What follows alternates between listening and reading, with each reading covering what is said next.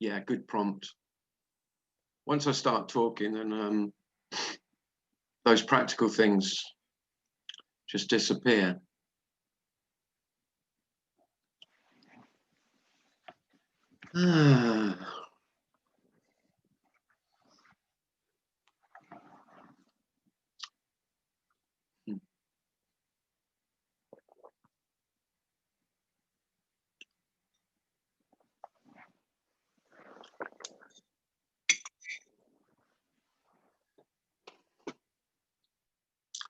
So this message can sound like something different has been seen, that something's been found, something has been seen that was previously unseen, something's been found that was previously hidden, and that's not it. There is nothing else to see.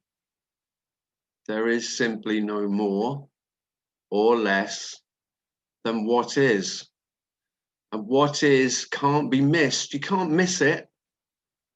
This is unmissable.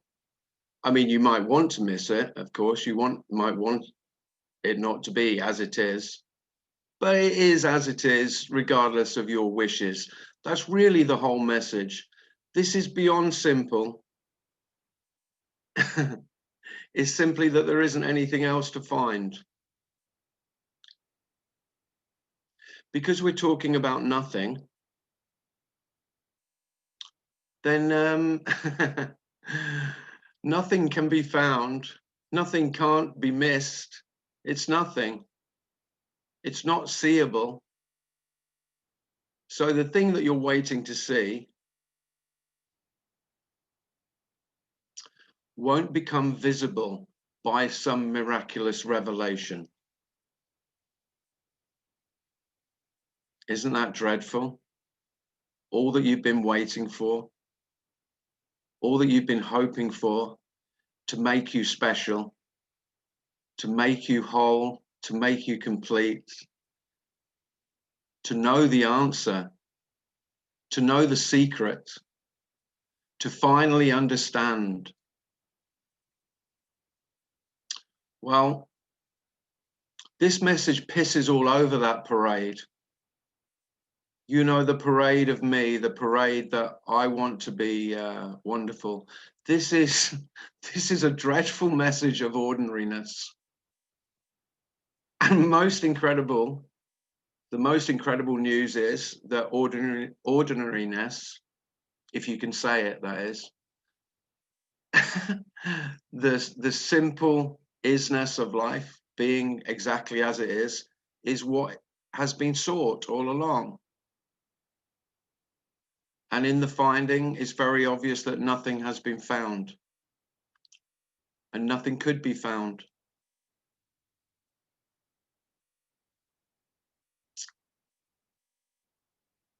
And there is everything. Very simply, nothing and everything are not two.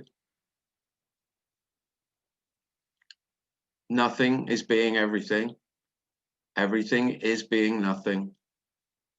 The absolute and the relative are not hidden.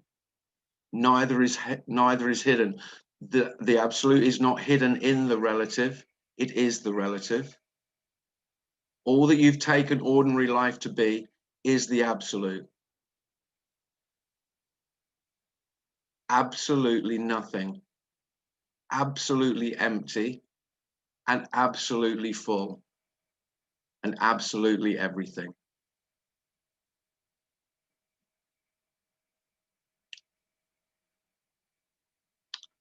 Well, we could conclude there if you want.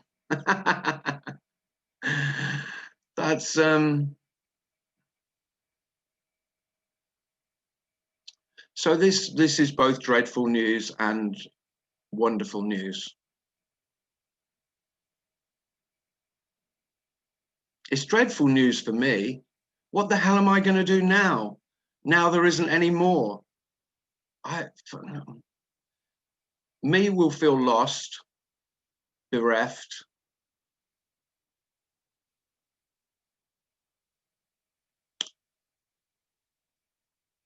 disappointed. This isn't what I was hoping for. I mean that quite literally. This isn't what Tim was hoping for. Because, of course, what was Tim looking for? What was he hoping for? He was hoping for something extraordinary. Extraordinary.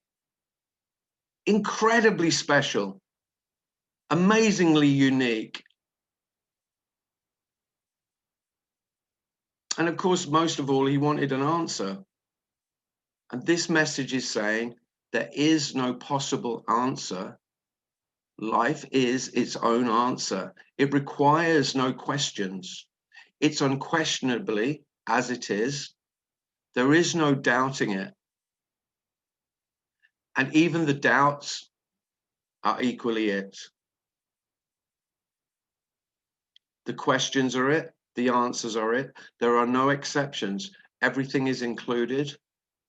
There's no possibility of exclusion.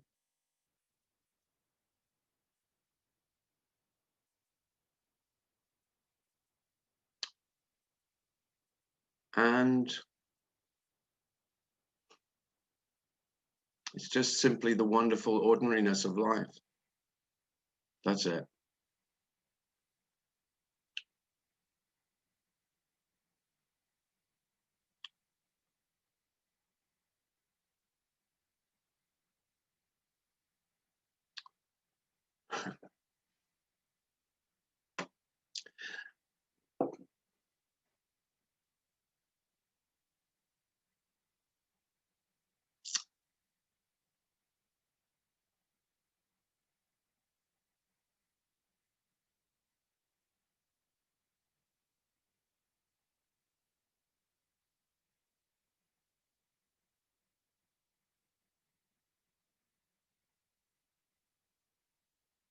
Nothing happened. Nothing needs to happen. Nothing can happen for this to be as it is. This is uncaused.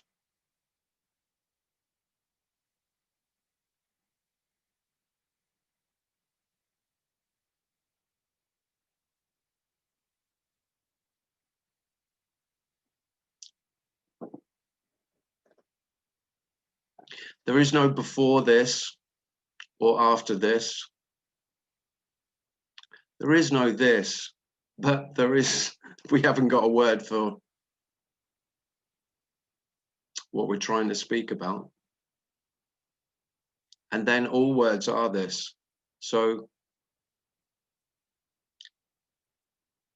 I know you try and work it out. I spent years trying to work it out. A lot of effort, a lot of reading,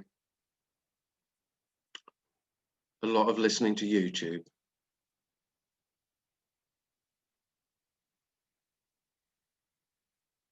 And there's nothing wrong with any of that. If that's what's happening, that's this, isn't it?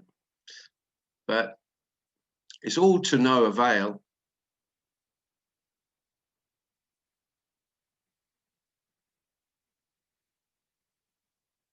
And that's one of the most beautiful things about this message is that the hopelessness, the pointlessness, the meaninglessness of all that seeking, all that trying to work it out, all that hope and all that desire, that's all included. It's seen to be, I say seen, that's not the right word, but it's just very obvious that all of that is equally, as well as being futile, it's wonderfully inevitable. If there's a sense of incompletion, then of course completion will be sought. It can't be otherwise.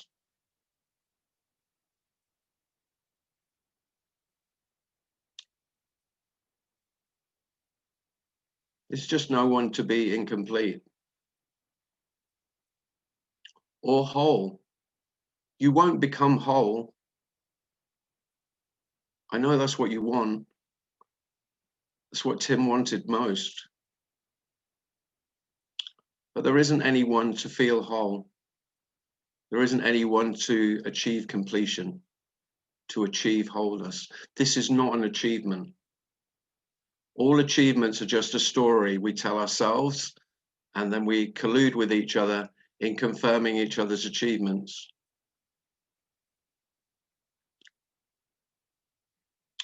For something that's called self-esteem, which I always looked for and never found. I don't know about you.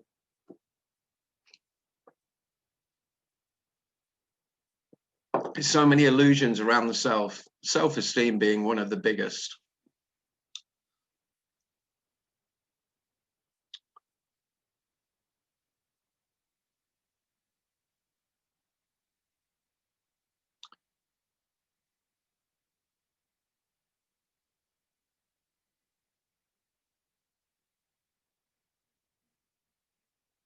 So this isn't about feeling better about yourself. But don't worry, there's plenty of other places you can go to get some help with that.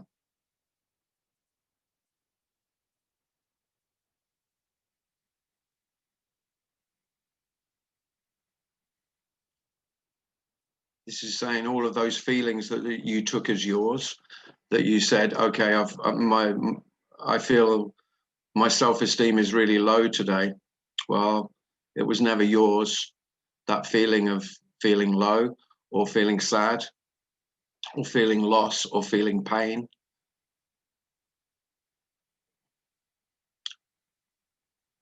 It's just naturally how life is.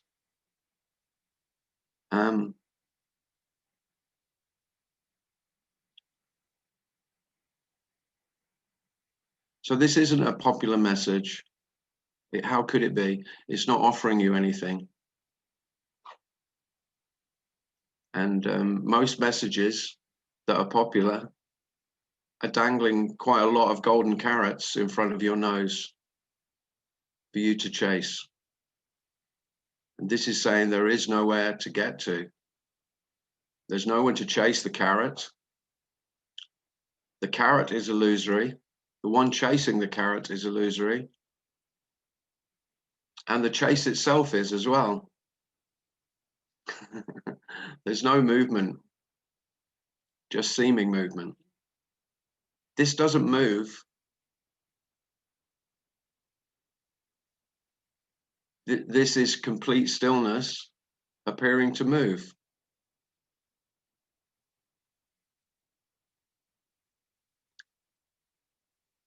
This is totally empty, appearing completely full of everything, full of endless wonders.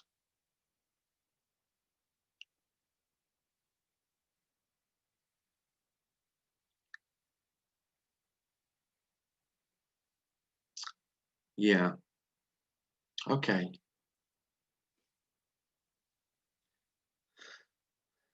So if you've got any questions or you've got anything you'd like to share, then please feel free to do that. I'll have a look in the chat. Are people just saying hi? Just saying hello? Who's here? Let's have a look. Bonjour.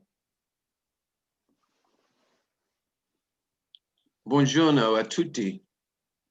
From Scott Tully. Well, whoever knew you, I'm guessing is Italian. I don't even know, Scott. I'm so, oh yeah.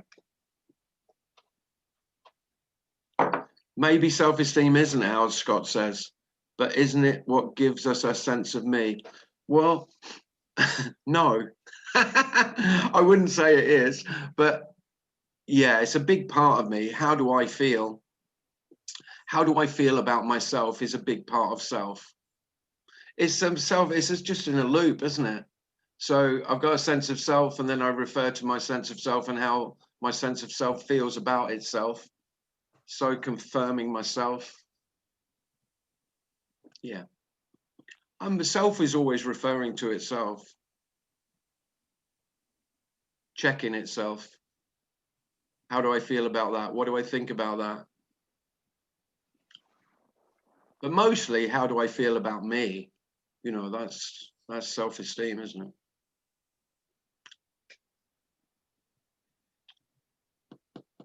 Do I feel good about myself today? Or do I feel shit like I normally do?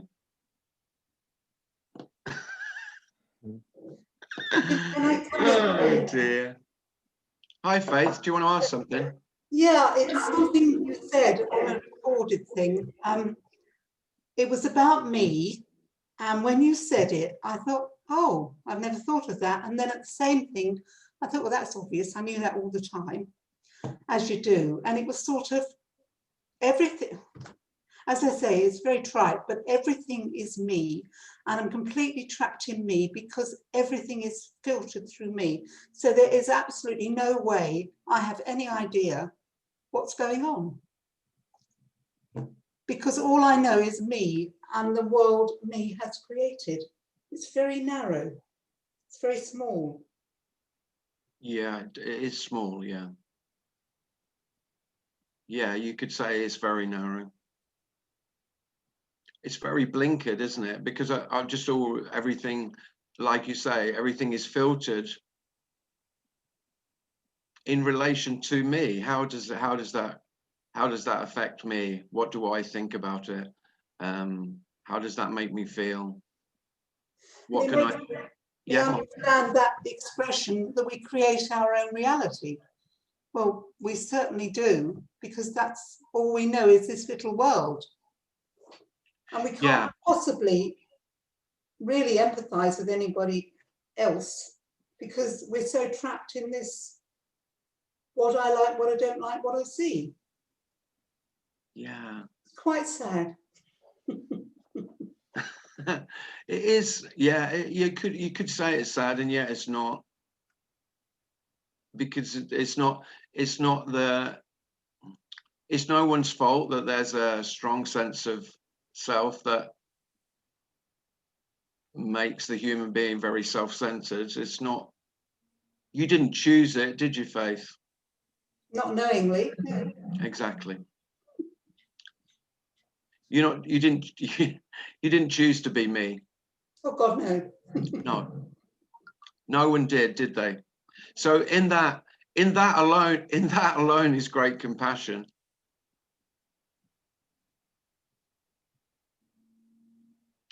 As I see my son with his burgeoning sense of self at the age of 5, as everything is related to me and mine. If you know 5-year-olds, it's really quite, it's very strong, because it's the growth of self. It's when, you know, that identity with self is in a growth spurt, you could say. It's, oh God, you know, let him share that with him. No, why should I? It's mine. He can get his own. That guy, you know, it's all of that. And that's at age 5. No, Isn't that a survival thing? why yeah, if I was hypothesizing about the Right, okay. yeah, evolutionary benefits of self, then of course survival would be one of them. Yeah, that's why I excuse them when they're that little. Yeah, I'm pretty sure if all of those evolutionary terms, what we're talking about is not beneficial. I think you're less likely to fight for yourself without a strong sense of self, aren't you? I'm not saying I wouldn't fight, but I'm more of a lover than a fighter without a sense of self, or without, certainly, I think even the you know, the need to protect myself, protect my self-image, protect how I come across. Yeah, self is in essence a protective mechanism. I'm looking after myself, aren't I? Yeah. I'm looking out for myself, and I'm looking after myself. So yeah. In survival of the fittest, those with even a reduced sense of self are probably the first to, yeah, they're the first to go, aren't they? they're going to go, well, there is not really happening, you know, there's no me. And then the me's, by the time they've actually said all that, those with a strong sense of self have already killed them. They've beaten the crap out of them before they've done anything. Yeah. So I'm guessing this, what we're talking about, wasn't talked about much in, you know, prehistoric times. Yeah, we're relying on a little bit of law and order for the, you know, to keep the selves away from us. To keep. Having said that, I mean, what we're talking about, I mean, I'm joking, kind of, and yet there's some truth in that. But if you were to threaten anyone who was dear to me, then I don't doubt that I wouldn't choose to be violent, but I'm sure violence could ensue, no problem at all. I'm sure it could. Yeah, no problem. If someone was to, it's really basic, very animal, you could say mammalian behavior. Yeah. If someone was to be aggressive towards my sons, Yeah. well, I'd be straight in their face. Yeah. That wouldn't take any thinking about, or that it doesn't need me to do that. That's just natural. Yeah. Yeah. So without a me, you'd protect them. Yeah, that's interesting. Yeah. Yeah.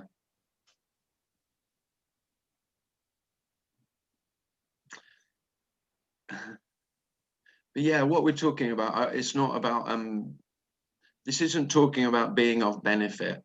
This isn't beneficial. There are some benefits, but it's not about making life better. I could say easier rather than better. Easier.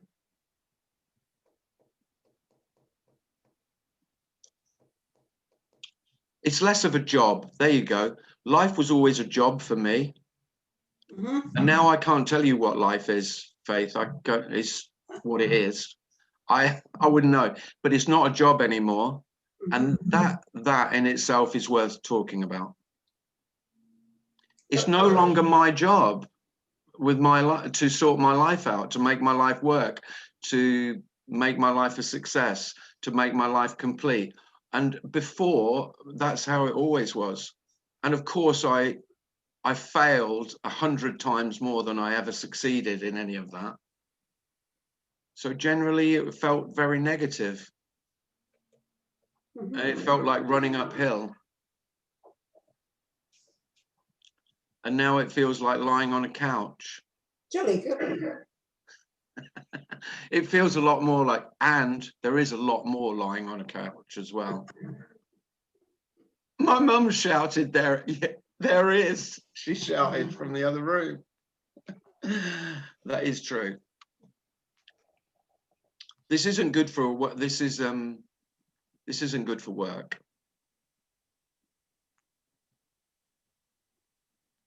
It's bad for work. If your self starts to fall away at all, you're going to be shit as an employee. You're not. Your boss is going to call you in and go, well, what's going on with you then? Something. You used to be such a good worker, so reliable, so conscientious. That'll go out the window. Ah, such relief. God, I hated being conscientious. Reminds me of the review of your book, the Tim is tremendously good for nothing. Yeah, thanks. What a lovely review.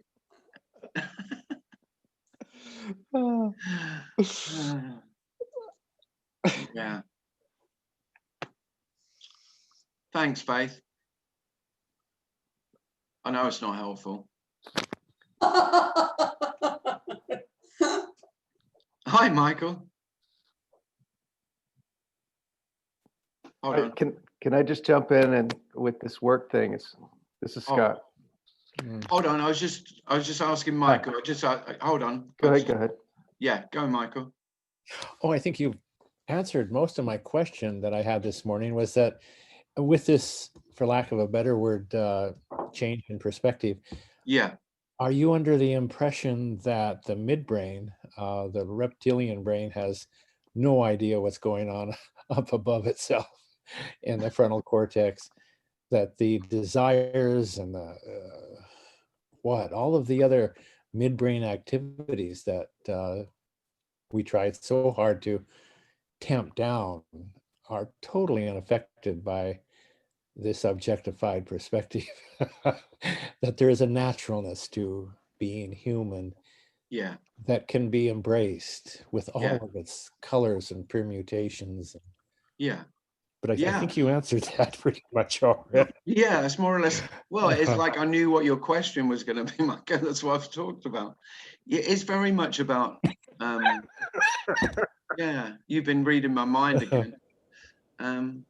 Yeah, it's natural, and it really doesn't feel like embrace here, I would have to say. Yeah. Because it's, you know what I mean? Because it would be like me putting my arms around it, and yet it's doesn't.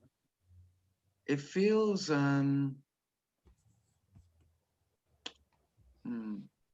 don't know. Embrace sounds as though I would have to do something in order to, you know, that I've gone and I've drawn it to me. It doesn't feel like that. It feels it almost feels more intimate than an embrace would. Beautiful. Thank you. I don't even know what to say about that, but it is completely natural, as you say. Yeah. Thank you. Thanks, Michael. It was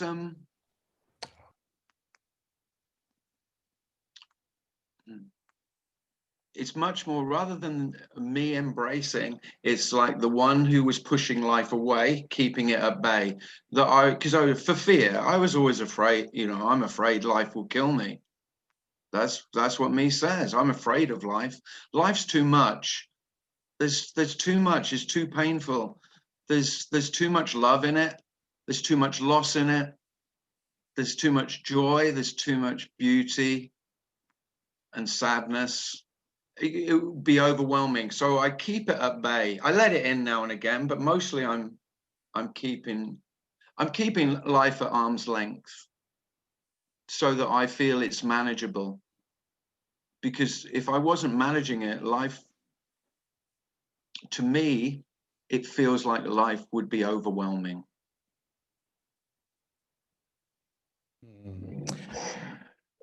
The idea of not being worried about death, that life has already killed you. Yeah. And Krishna says that, don't worry about them, I've already killed them. Yeah. Thank you. Thanks, Michael.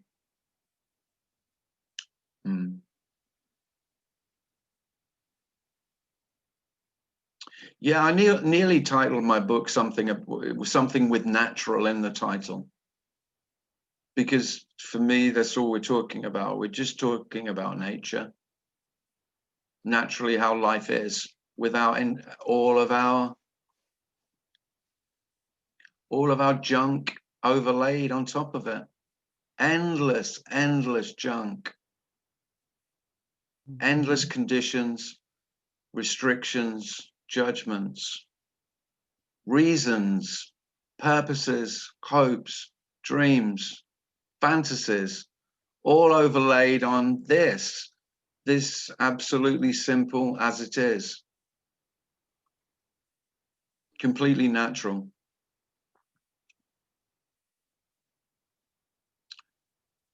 Sorry, Scott. Yeah, I like this discussion because you know, work does fall away, and it did fall away for me, and I was a real workaholic.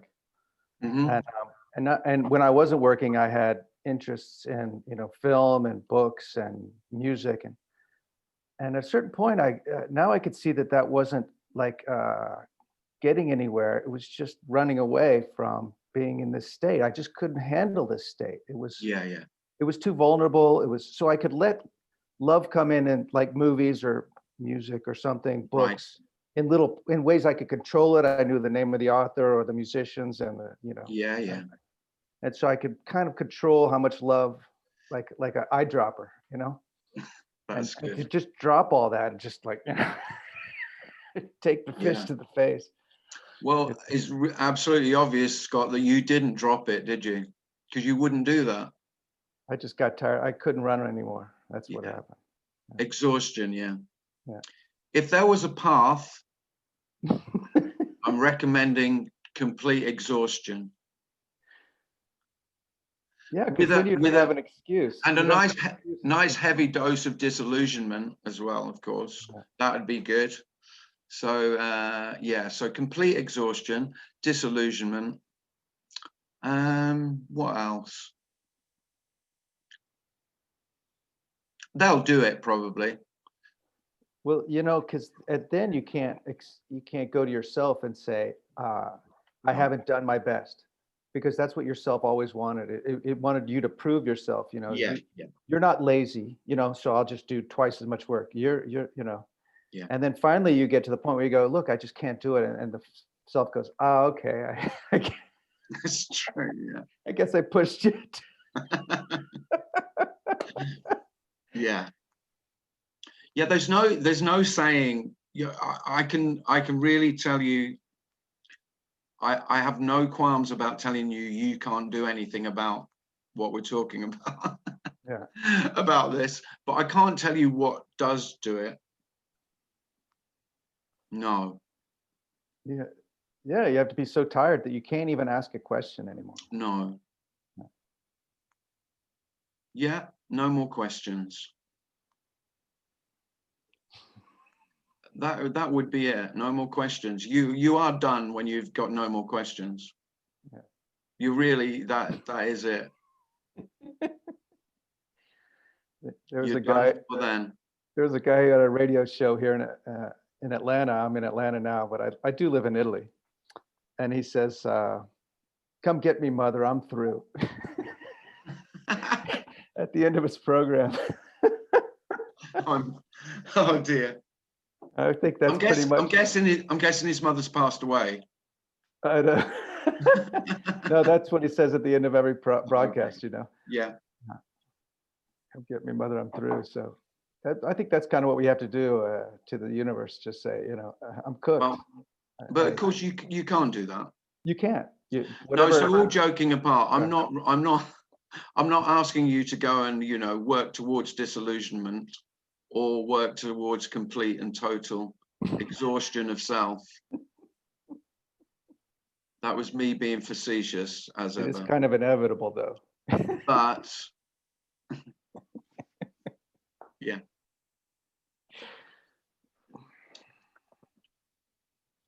Well, it just seems that in some stories, self can run out of juice, runs out of gas, runs out of whatever it was running on. But even that's just another story. That doesn't mean anything. Yeah, some people say it's like wood and you just want the rest of the wood to burn. Or a friend of mine, prays to Kali, the goddess of illusion, taking away illusion. He says, basically, you're on the operating table and you're being, dissected alive, and you're not asking to be saved anymore. You're just asking for it to get over quickly. Well, yeah. Well, that's like the analogy of your head being in the tiger's mouth. You're just hoping the tiger's going to bite your head straight off. There's quite a few of you sitting out there this evening who have just been going, for God's sake, just get it over with. Yeah. But of course, there is nothing to get over with. There is nothing. I mean, that's probably the hardest part of this message to hear, because you're really waiting to get it over and done with. You've been looking long enough. You've just had enough of it. Just behead me now, end it. Mm. Well, there is no beginning or end. There isn't an ending. This isn't an ending we're talking about, or a beginning. Yeah, yeah, but you know, as much as I read Call Off the Search or, you know, Stop Searching, Yeah, it didn't happen because I thought it. It just stopped. And it stopped because there was just no more energy to put into it. yeah. So there was a click one day, and I can't say that I decided it or that I guess I wanted it so bad that I finally got it, but there was no me to get it, obviously. So it was kind of a Pyrrhic victory. Yeah, yeah. Well, it is. It's a prize. Well, it is. It's a prize. There's no prize. Yeah. It's so you don't get. There isn't a podium. Yeah, you know, it's not like the Olympics. And you know, there's Tony Parsons. He's got gold. And you know, the best I can hope for is silver. There is no podium. There are no awards. There's no one gained anything. And most incredible of all, there's nothing lost. I mean, that's the most, that makes no sense, does it? So we're talking about seeming loss, but it is obvious nothing is lost. So when self is lost, there's nothing lost. Yeah, Nothing at all. it was a bluff. I don't know. I don't even know what to call it. I call it illusion just because that's what everyone else has called it. You know, I'd read that so many times. I use that word, but that's not it. That doesn't work either. It's not even illusion. I don't know what the hell to call it. I called it lie. I called self lie for a while. You know, it's the big lie. Yeah, yeah. Then while it's true, it's true. Call it a bluff. Bluff's okay, yeah.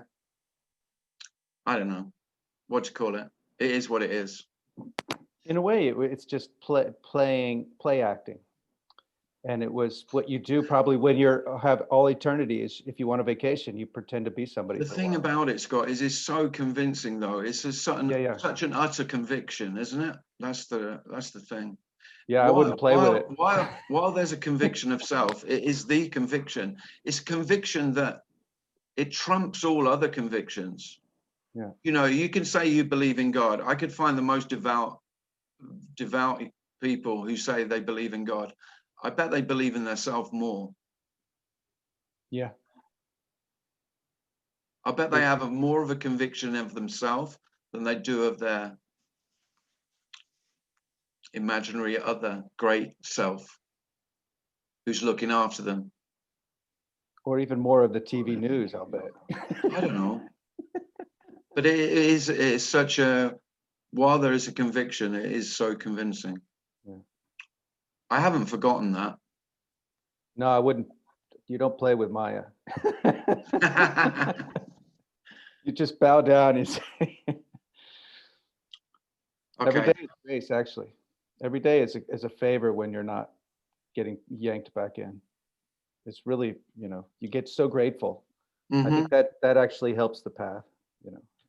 You can, so you could say that. There is more gratitude. Yeah. Yeah, thanks. Well, of course, for me, the whole idea of gratitude when it's mine, I can say I'm grateful, but I could always have a bit more, couldn't I? You know, I'm never that grateful. And it is weird that you can be, you're really grateful to others when there are no others as well. I mean, that's really paradoxical. What do you mean?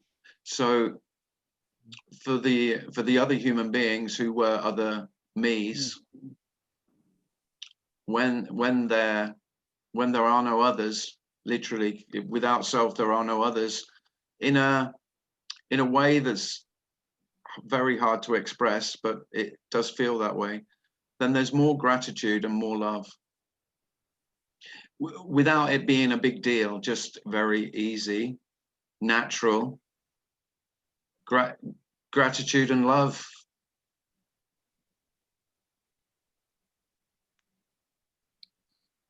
Yeah. For just being beautifully ordinary human beings. There's definitely more space.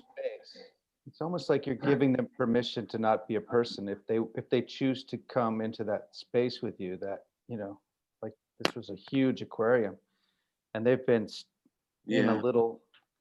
little fishbowl. So you're always offering that and kind of trying Well, to be with them on that level, and then you could see yeah. them going into people's fishbowls and getting stuck. Yeah.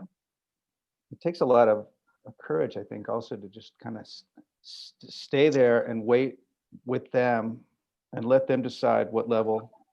Well, you know, Scott, it used to take courage, I would have said. Yeah. So for me, it takes courage. There's no courage in it now. It's just, It's just so ordinary. well, you have to know what it's worth, the space. You could say, yeah. You- Okay. Thanks. Thanks, Scott. Nice. No, it's funny because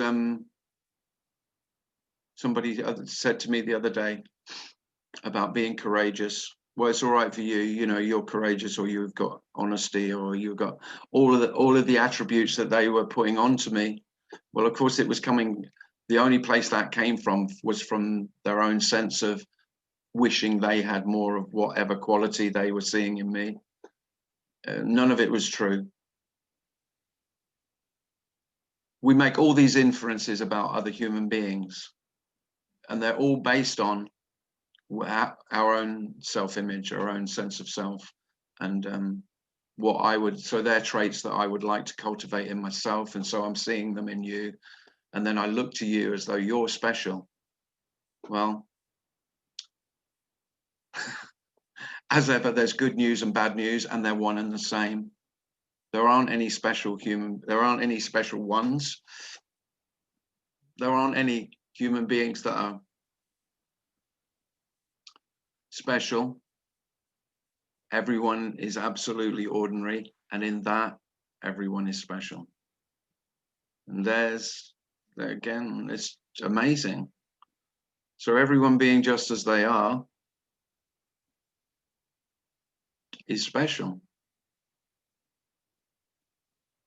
Completely ordinary and absolutely unique. Which, I mean, this isn't news, is it? I mean, I'm saying it's news. That's not news. That's staring everyone in the face all the time, that every human being you meet is utterly unique, and without you making them special is incredibly ordinary.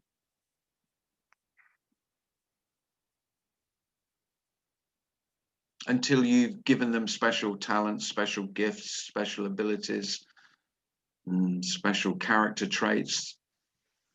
And all that means is they're ones that you desire for yourself. And if you dislike them, or you say they're not a great person, they're just showing traits that you see in yourself and you dislike in yourself, which is always quite hard for self to see. The rejection of others is always what you dislike about yourself.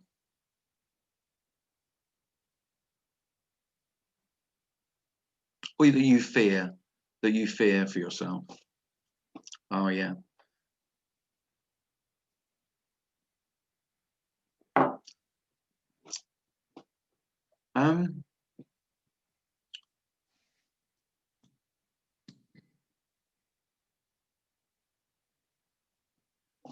Has anybody else got a question they'd like to ask?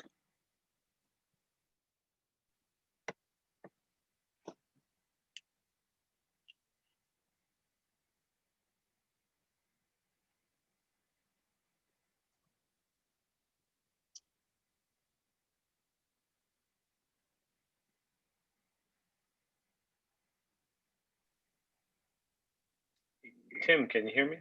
Yeah, who's that? Yeah, sorry, this is Danny. Hi, Danny. I was just got home from work, but I was in the middle of some things, and but yeah, thanks for doing this. It's always good when I can catch you once. But I did want to ask you. I was on the top of my head. I know that you had talked a little bit about Paul Hederman. Paul, yeah, I've been sick. Haven't you talked about it a little bit? I've had the pleasure of meeting Paul when he came to England. What? Okay, and yeah, I've been. Well, for me, he was somebody that. So I have, I consider myself an alcoholic, and whatever that means. Well, in denial for a long time. Because I wasn't a blackout drinker. So, but Paul was somebody that I always put non-duality first, right? In the sense that and what Paul ended up was telling me was, I guess maybe I was using non-duality to Right. Yeah. not have to, like, because I said, oh, like, for instance, somebody, if I'm going to go to a meeting, the meeting's going to happen. Like, I'm going to, just like the laissez-faire thing, which really doesn't work. I wasn't trying to make this so personal, but what I'm really was asking you about is about Paul. And I guess you found him. I found him to kind of bridging the gap between like non-dual. Because if I ask Tony Parsons something, guys in program will tell me, or rehabs, what does he know? He's not one of us. He does. I know he knows what he's talking about when it comes to, but he's not had to deal with addiction. Right. So Yeah. anyway, I found that Paul was able to, he's somebody that I look to kind of bridge the gap between, because, on one level, I mean, couldn't we say that if a person gets sober or not, it's really not up to them? Yeah. I mean, yeah. But if on the other side of that, where I was for many years, that really is awful because they're just a license to keep drinking. Yeah. It's a license to keep drinking and drugging. But you know what? Maybe you got to do that until, like the gentleman before said, you get tired. Get tired of feeling sick and tired. And maybe that's that's how it just got to play out. But when I try to say that to people, they don't want to hear it. No, of course not. It doesn't. And in my own mind, see, the thing was, I'm recognizing that what you guys are saying is true based on an experience I had and just been following you guys for a while. Yeah. All right. So there's nowhere to go from this. But then thinking to myself that I don't have free will or choice, so I might as well go to the bar or whatever. I mean, it's such that whole thing about having free will and choice, even though I know that I don't because there's nobody in here. On this side of the equation, saying that, it's like, it almost seems like your mind can really screw with you when you get it. You get a taste of this, what non-duality is true. Yeah. And I agree with you what you said, that I think you said that Paul said to you that non-duality can be a hiding place. It can be, yeah. Yeah, he said that. It said it to me. He said that to me when I called him up one night when I was drunk, and he kind of just told me that, and it had an effect. Like, it landed on me, And but again, the other part of me says, well, this is just what happened, right? This is just what happened. Yeah. I didn't, so. But thank God I got enough. Like, I go to meetings every day with the Zoom thing, and I just got to keep that going. It's just I made it a lifestyle, and with the Zoom thing, it's been very easy. And the last 8 months, it's been really good. It is really, I still like listening to you, of course. I spent 3 hours with Andreas yesterday. I love that guy. He's such a nice guy. And I'd love to get you to come to New York. I don't know if you whenever this is over, maybe you can come to New York, because we have a guy that brings everybody in. This guy Joey, you probably know Joey. I know Joey well, yeah.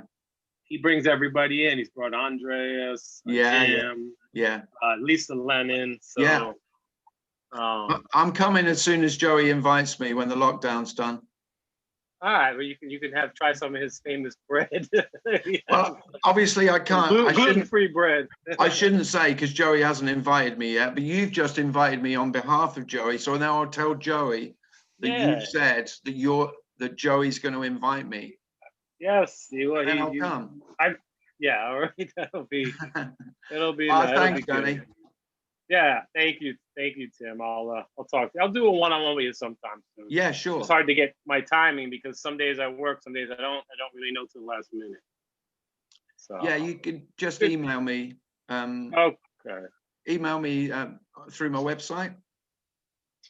you got it. That'd be You got nice. it. Good talking to you. Cheers, Danny. Okay, goodbye. All the best. Thank you. Hello, Tim. Who's that? This is Dave Husky. And Hi, I'm also inviting you. I live with an hour and a half drive of New York. So Wow, I'm going on tour, everybody. get your butt over I'm here. going on We'd tour. like to join with you. I really enjoy sitting with you, responding just moment to moment to moment. Thanks. I have no questions whatsoever. No need for any questions. So Thanks, David. it's good to share friendship. There are many Yeah. others that it's exciting to see how many are becoming at home and ready to let this message be resonating. It's not anything that anybody can do to make it happen, but it's happening, and that's kind of neat, to see. Thanks, David. Yeah, it really is. Yeah. Yeah. Yeah. So That's lovely. wow, look forward to getting to know you over time. Wow. Who knew? 5 minutes ago, I wasn't going anywhere. Now I've got Oh my. a transcontinental. It's a tour. I'm going to make Right. t-shirts. Well, maybe there's a place over here in the Poconos. We're just outside of New York City in Pennsylvania. Oh yeah. I had 20 out there in Seattle, Washington, and we moved here a little less than a year ago. And I'm still connected with guys in Seattle area. We have a discussion group going on every week that we stay connected, and this message is it's just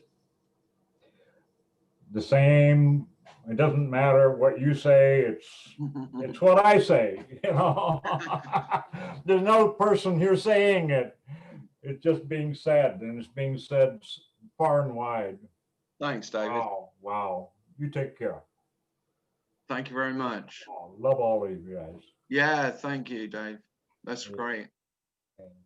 David said about coming home, and there is a sense of that. I tend not to speak about it too much because it sounds like somewhere you can get to, of course. If you use the term home, but of course this is home, and it is recognized without seeing it. Yep. So you don't have to see home. Yep. You just already, there is only home. There's it. There isn't anywhere else other than home. You just seemingly went away. Yeah. And there was no return. In the return, it's obvious that no one left and no one came back. And there's just, yeah, only home. Where else would you be? Where else could you be? Where else is there? Only home. Yeah. Thanks, David. That's lovely. Wow. Thank you, Tim. Thank you. So if anyone else is in the States, sort of, I'm thinking Midwest, then California, no, Colorado, Texas, San Francisco, Yeah. ending up in Vegas. You're going to need a tour manager. And then I can do a month in Vegas, big hotel. You're going to need a tour. Tour you're going to need a manager. tour manager, Tim. Tour manager. No, Kelly. No, I'm the tour manager, Kelly. No. Sorry, no, personal secretary, tour manager, and there's some other vacancies probably, but I'll make a list for Thursday. You'll need a flower arranger, Tim. Rob, you've got that job.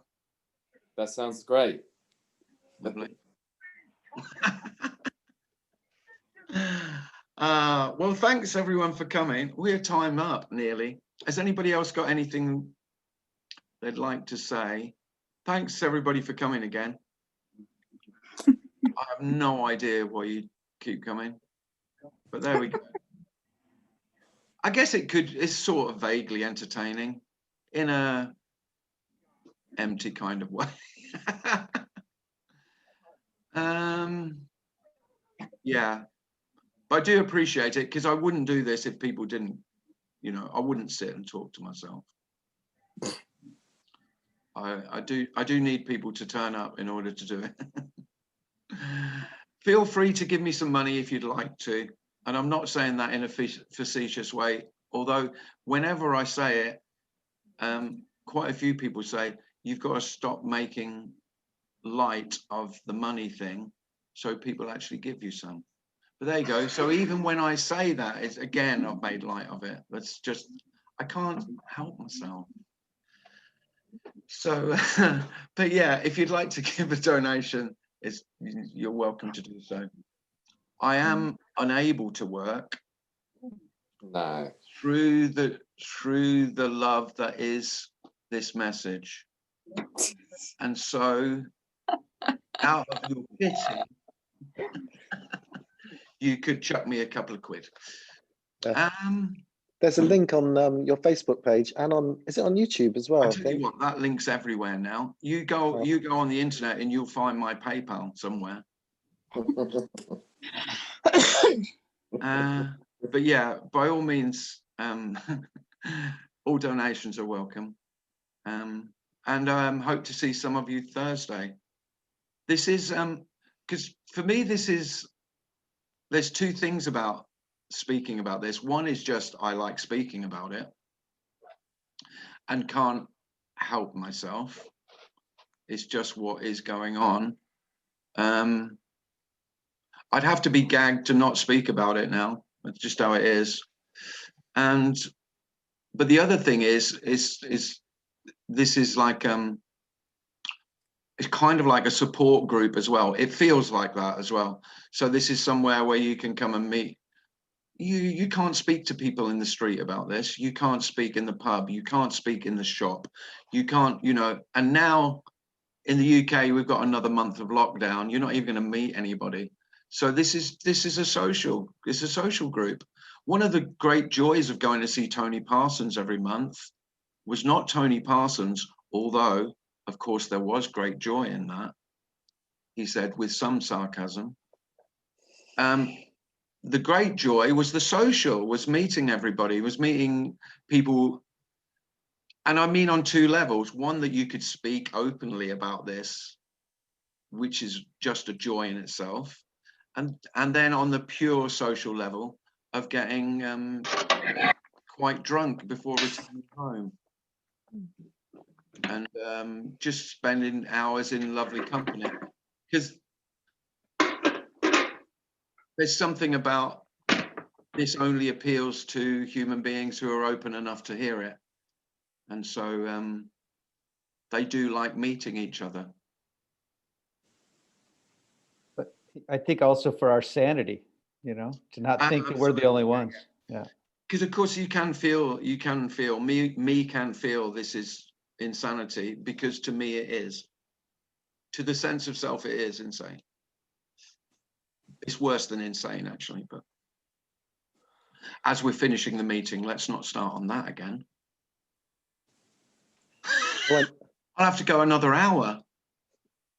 I went past the little pub in Hampstead today, Tim, the William IV, is it? Something like that, where we used to meet at. Yeah. The drinking haunts. Yeah, that's a shame we can't go there anymore, but soon. Well, we'll be there. No, they'll all be closed, won't they? There'll be no pubs. Yeah, at some point. To look forward to. Next year. Yeah, next year, maybe. Whenever that is. Right, well, thanks ever so much for coming, everyone. And hopefully see some of you. Thank you, Tim. Thank you, Tim. Bye. Thanks. Bye, everyone. Thank you, Tim. Bye. Thank you. Bye. Yeah, Tim. Bye, everyone. Bye. Bye. Bye, Kelly. Bye, Dan. Bye. Thank you. Thank you, team. Bye. Yeah, Maddie. thank you guys. Thank you. Nice.